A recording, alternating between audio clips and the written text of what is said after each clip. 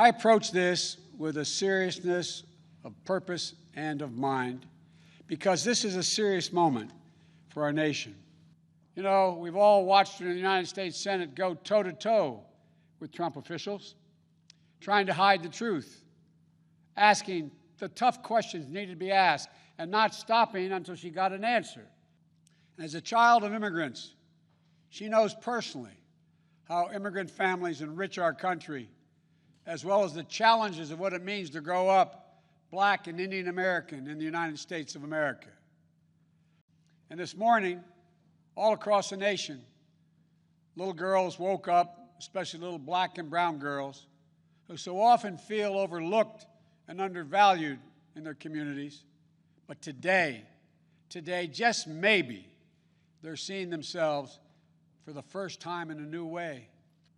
My fellow Americans, now let me introduce to you, for the first time, your next Vice President of the United States, Kamala Harris. Kamala, the floor is yours. After the most competitive primary in history, the country received a resounding message that Joe was the person to lead us forward. And Joe, I'm so proud to stand with you. The president's mismanagement of the pandemic has plunged us into the worst economic crisis since the Great Depression. And we're experiencing a moral reckoning with racism and systemic injustice that has brought a new coalition of conscience to the streets of our country, demanding change. America is crying out for leadership. Yet we have a president who cares more about himself than the people who elected him. And let me tell you, as somebody who has presented my fair share of arguments in court, the case against Donald Trump and Mike Pence is open and shut. Just look where they've gotten us. More than 16 million out of work.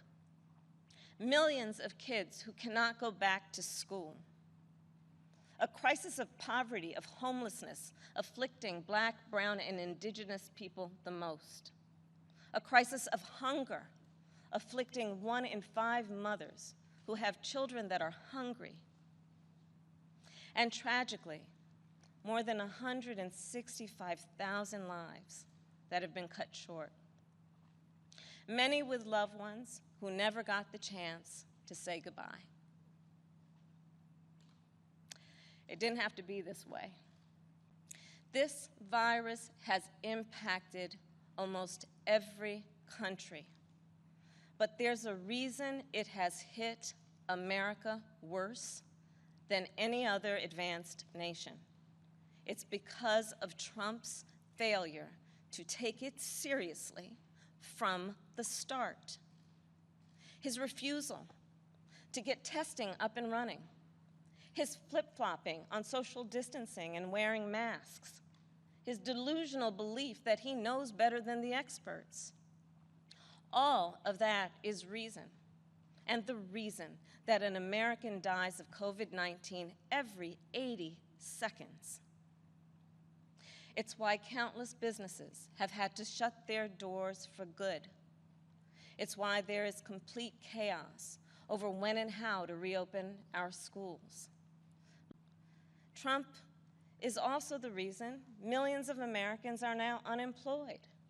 He inherited the longest economic expansion in history from Barack Obama and Joe Biden.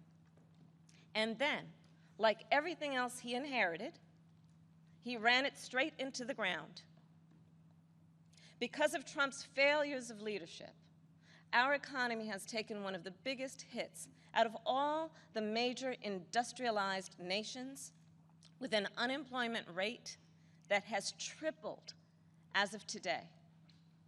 This is what happens when we elect a guy who just isn't up for the job.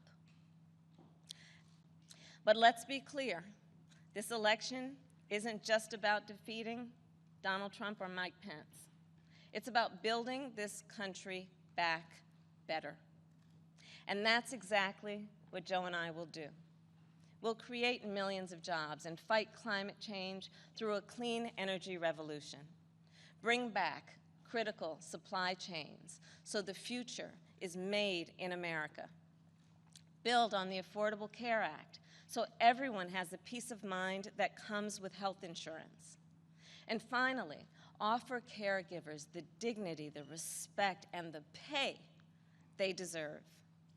We'll protect a woman's right to make her own decisions about her own body, root out systemic racism in our justice system, and pass a new Voting Rights Act, a John Lewis Voting Rights Act, that will ensure every voice is heard and every voice is counted. To do it, we'll need to work, organize, and vote like never before, because we need more than a victory on November 3rd. We need a mandate that proves that the past few years do not represent who we are or who we aspire to be.